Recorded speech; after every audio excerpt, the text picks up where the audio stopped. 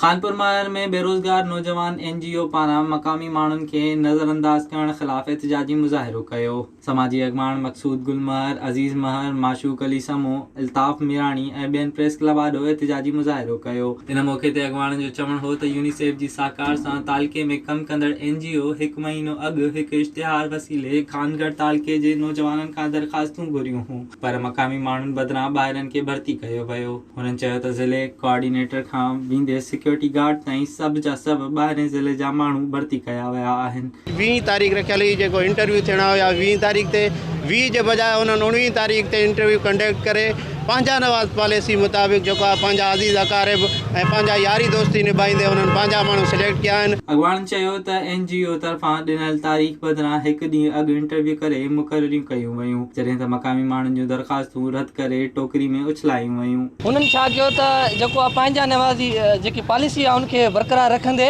उन्हनि जेको आहे 19 तारीख़ ते इंटरव्यू करे छॾिया ऐं मूं समेत केतिरनि नौजवान जेको आहे खानगढ़ जे उनमें अप्लाई कयो, पर उहे असांजी सीवियूं जेके मूंखे लॻे थो उन्हनि ज़ाहिर बि न कयूं, उन किथे रदी जेको आहे टोकरी में उछले छॾियूं।